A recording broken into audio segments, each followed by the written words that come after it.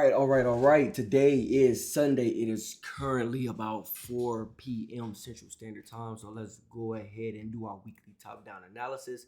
But first thing first, we are going to head over to Forex Factory. Y'all know the routine. We are going to see what kind of news we have coming up.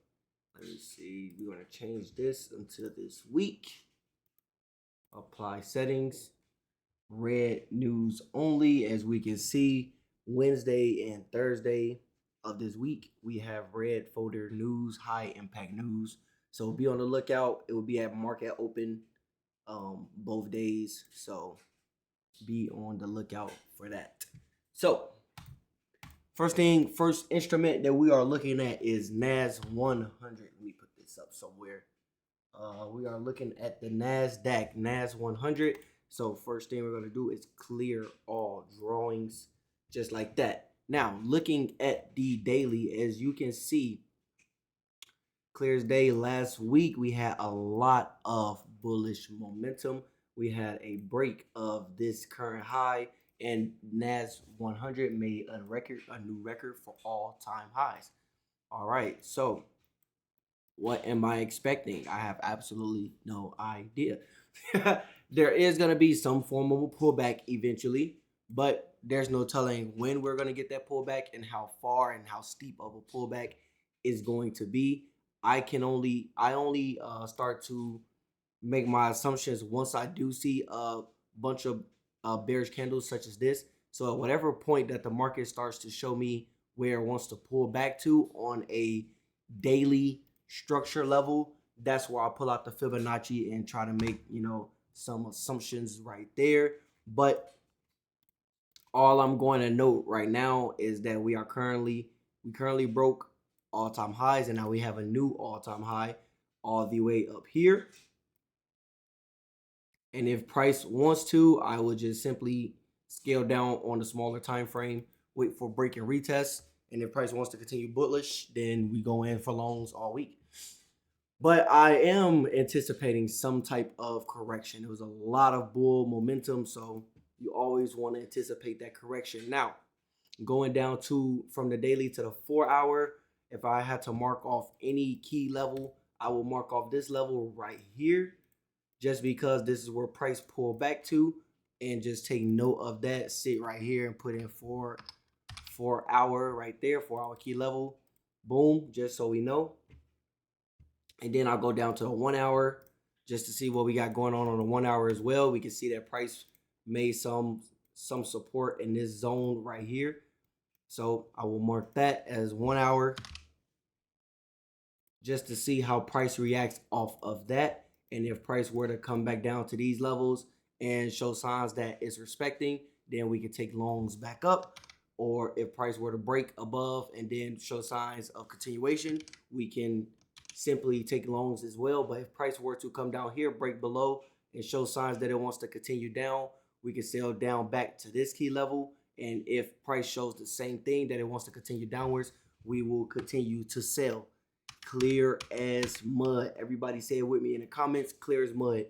Now, and then taking it a step further, if I were to go down to the 15-minute time frame, I'm just looking at all the same things. Essentially, nothing changes, guys. Nothing changes. So I'm looking for the same thing. Usually what you want to do on the smaller time frames is just clean up your key levels. Clean up your key levels a little bit, especially with the most recent price action. All right. You don't have to go back a trillion zillion years just to see, key levels. You can see clear as day with most recent price action. So that is all I will be looking for on Nasdaq. Remember, we do not we do not predict, we react. All right, react to the market. Don't try to predict the market, because you're gonna feel very bad. You're gonna feel very bad if you think that the market is gonna go up. If your bias is just bullish and you just keep going for longs and you try to long the market up no matter what the signs are showing you, and the signs may be showing you that the bears have taken control, but your bias is so stuck on bullish, you're going to lose a lot of trades. But moving into the week, these are going to be my key levels that I am going to be looking at. And if price continues bullish, then we will mark up our charts accordingly. But that's that for NAS 100. Let's move on to the S&P and clear all of these drawings. Boom, go to the daily. Let's see what we have. Let's get rid of these alerts. I'm gonna set some new alerts. And guys, it's always nice to clean up your charts and rechart at least once a week. I mean, I might do it even like maybe just a little bit every day, slightly adjust. But the markets don't normally change that much, or the key levels don't change that frequently. So boom, first thing I see is that price broke all-time highs right here and came back down, retested, and then broke again, making new highs, new all-time highs. And then we are now floating in this no man's land, so I will mark that up as well. This is on the daily time frame. Now, that's really all you need. If price were to come all the way down, then I will start marking up. I mean, I guess you could just mark up like this support right here. You can see this is like very, very strong support, but I'm not really too interested in that level. If price goes all the way down there, then we will start being interested in that level. Now, heading down to the 4-hour, what can we see? A lot of bull. No. So just want to clean this up a little bit. We can see that price broke above here, slightly retested, and then gave another push to the upside. We can adjust our all-time high line right there. But I'm not seeing any really big structure points on the 4-hour. Maybe you do. Let me know down below in the comments. But because, when it comes to charting, guys, you got to realize I'm going to chart a lot different than what you're going to chart. You're going to see things that I don't necessarily see, and same vice versa. So please let me know if you see me charting up and you see something that I might have missed. Let me know. Hit me up.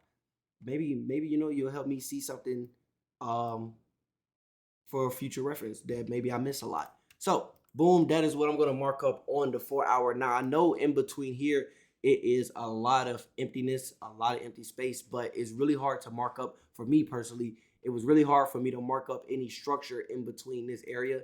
Although we were getting higher highs and higher lows, market was very, very, very up and down. Very, very choppy push, choppy push, choppy push. Like that was for the S&P. It was really weird trying to trade the S&P. So I really stayed away from it last week.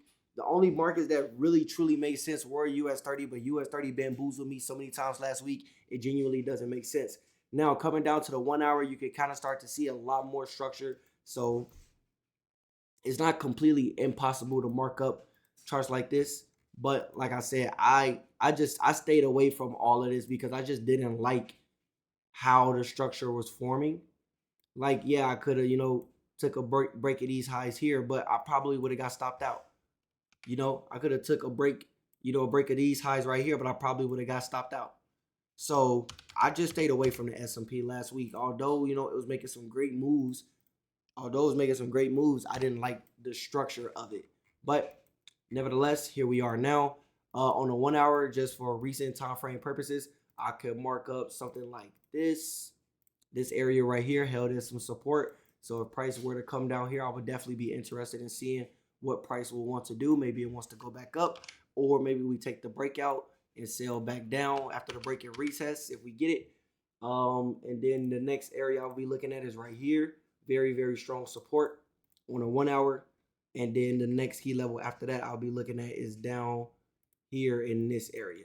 So I wouldn't mark up too much on the 1-hour. Just these 4 levels right here. And then going down to the 15-minute time frame, I would just trade same as always, breakouts, M's and W's. Breakouts, M's and W's. That's really it. That's really all. So if price were to come back up here and, show signs of respect. And guys, in case you don't know what I mean by show signs of respect, when I say show signs of respect, I mean something like this. Like it starts to cluster. It starts to accumulate. That's like it starts to accumulate order flow, and it doesn't, push forward. It doesn't show signs that there's strong bulls in the market. You can see right here, this is absorption, all right? There's orders up here. There's buy orders up here. There's a lot of buy orders up here, people, for the bulls, all right? For the bulls, there's a lot of bulls anticipating price to move forward. But you see all the bulls, bullish pressure, and then it stopped because there were more sell orders. Let me change the color really quick. Let me just say there was also sell orders. I'm going to change the color to blue There's also sell orders in this area. Now, whoever has the most, orders in this area, whoever has the most, who's ever hitting sell or buy more, that's who's going to win. So as you can see, price came up into this area. Make sure it's still red. Okay. Price came up into this area and it did not continue to push above. And then you can see right here with this candle right here, this is where you can see signs that bears started to come back into control. Or this is on a 15-minute time frame. Let me get rid of this. If I go down to the 5-minute time frame, you can see it even better. A lot of bullish pressure. A lot of bullish pressure got up to this key area, and then what happened? Orders got absorbed. All right, both buyers and selling orders got absorbed, but sellers won. All right, you got to understand that people, institutions, hedge funds, banks, they are making a lot more money than we are in areas like this every single day. So, like I said, there's buyers in this area and there's sellers in this area. But as you can see, the market was trying to figure out who had the most volume in this area, and then sellers won, price pushed down. All right, so that's what I mean by respect. In case I never explained that before, because I know I say if price comes up and respects, that's what I mean by respect. So if price comes up and does the same little dance as it did over here, and then I'm gonna look for signs to sell back down, maybe back down to this key level. If we could get a continued push beyond this key level, then I could sell even down even further back to this key level. But we're just gonna have to sit on our hands, wait and see. And then if price wants to continue bullish, we will simply wait for the break of the highs, maybe even a retest, and then a pullback, and then we will get in for the longs after market shows us that it wants to push higher. Simple as that, clear as mud. All right, guys. I trade the exact same way every single day. I don't look for anything else. I don't look for ICT. I'm not looking for, gaps and, all this, I don't know, a lot of all that weird lingo that the cool kids are using nowadays. But I literally just price action, pretty much support and resistance, supply and demand, price action is really it. And I look for M's, W's, breakouts. M's, W's, breakouts is really it. So that is going to be the S&P 500, my analysis, my top-down analysis for that. And then moving to US 30, my arch nemesis. I'm telling you, man, US 30 is just, it's a love-hate relationship with US 30. It really is a love-hate relationship with US 30 because sometimes US 30 just take care of you. Like it really, really take care of you. And then other time it's just like, it's like you just want to pick it up and just. So that was me with US 30 last week, and it showed so many promises. I know I did lose a trade that I didn't necessarily have to lose, but I moved my stop loss slightly more, like slightly up a little bit, as in like so I can lose less, and then I got tapped out. But if I would have left it in the original spot, we would have been perfectly fine. But shoulda, coulda, woulda. It's all the markets is a big game of shoulda, coulda, woulda. Now, looking at US 30 on the daily time frame, all right, structure, you can see we are making higher highs, higher lows, clear as mud. The market is up. The market is up. So we are probably going to have a lot more buy side pressure than we do sell side pressure. Now, does that mean we are not going to get a large amount of sell side pressure? I mean, look at this push right here up, right? And then this push down. It's a pretty big push down. Push up, huge push down. Push up, huge push down. Push up.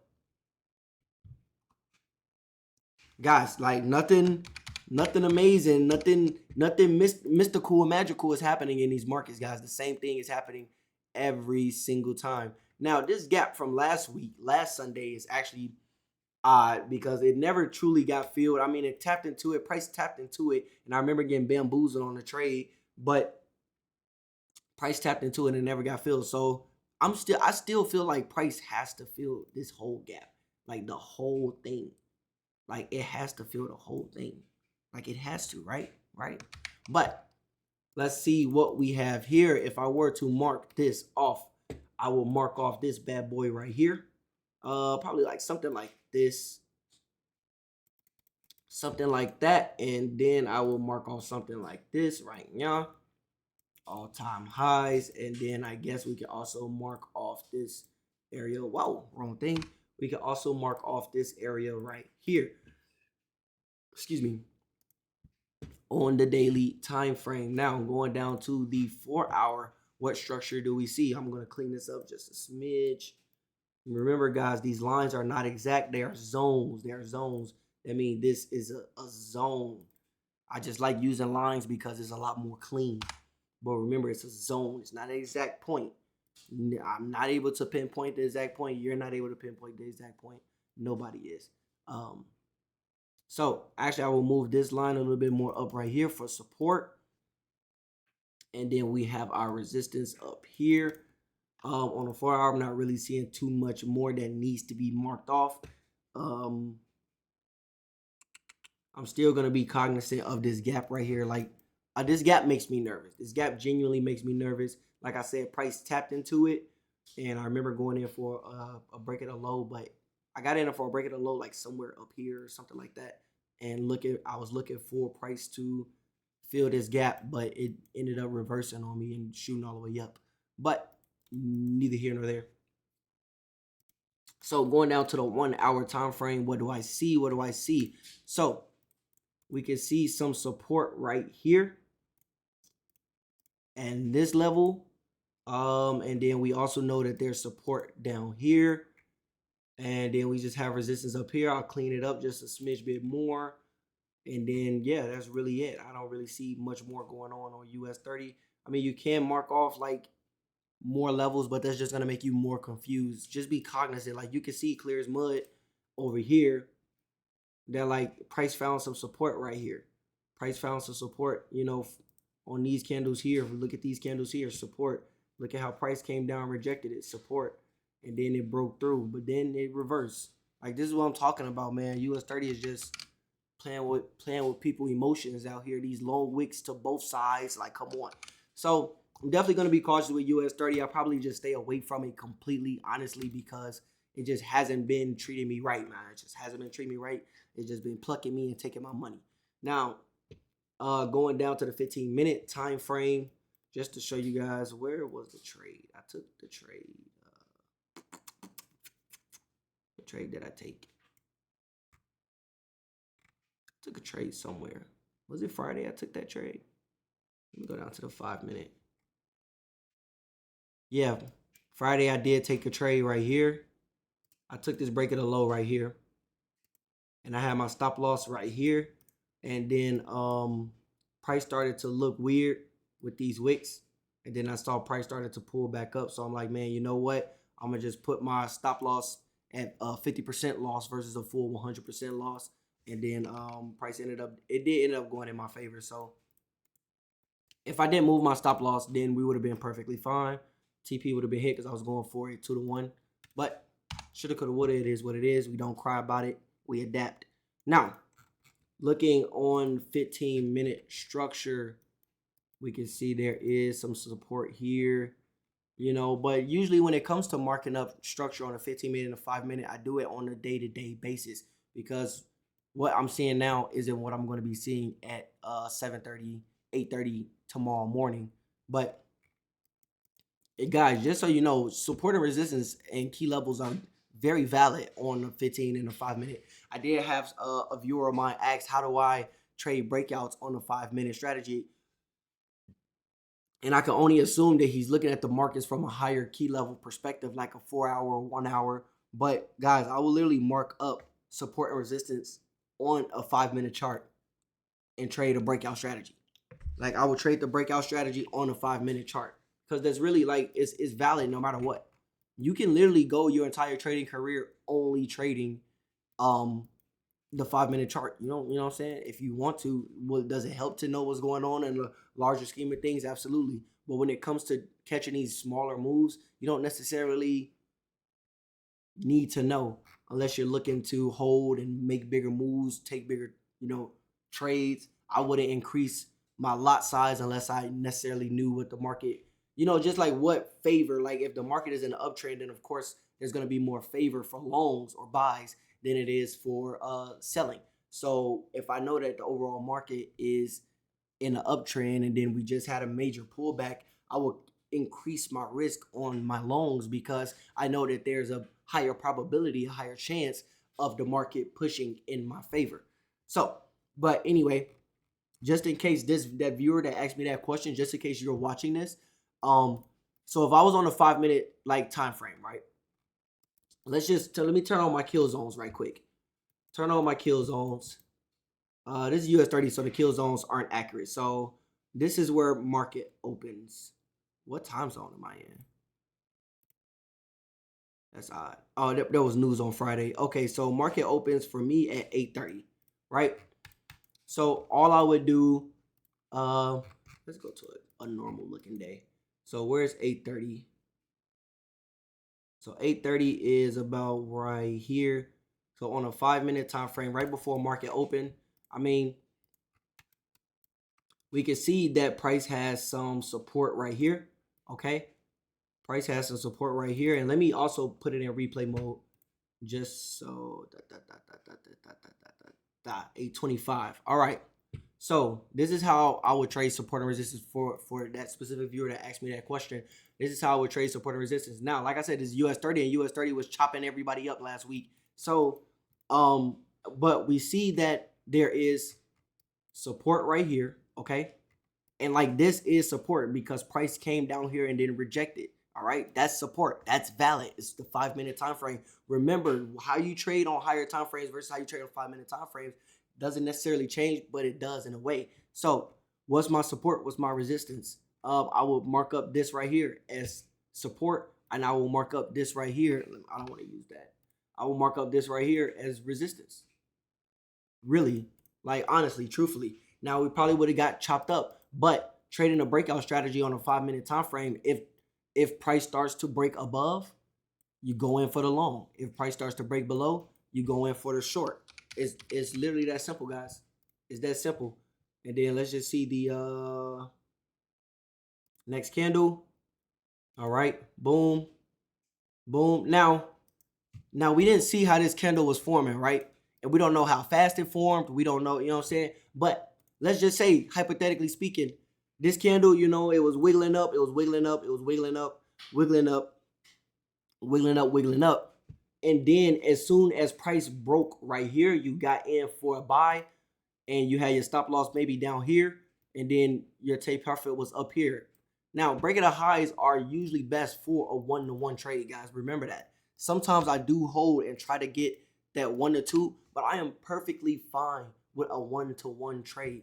But am I always looking for one-to-ones? Absolutely not, because over the grand scheme of things, you don't want to, you don't want to have a bunch of one-to-one trades, because just as quick as you win and make profit, you could lose profit. So the name of the game is to win more capital wise, like gain wise, percentage wise, um, um, versus how many times you lose. As far as like money, like win rate is cool and all. Win rate tells you if you're taking good setups, but how much you're winning versus how much you're losing is really what you're looking for. So you could have taken this break and maybe got that, but you know, that was a crazy wick. That's why I usually wait for like 5, 10, 15 minutes after market opens. And then let's just see what we got right here. All right. Candle didn't close above, but if you would have got in, let's just say you would have got in. Also, guys, is sometimes with US 30, I found that it's best to actually wait for a candle close. Some like US 30 will bamboozle you. Wait for that candle close. That's just me. You don't have to wait for the candle close. But like I said, boom, you would have got cooked. Like US 30 was just nasty last week, man. Nasty. Look, but you could have got in for the break of this high right here. Maybe you waited until about 9 o'clock. You got in right here. Instead, you got in right there on the break of the high.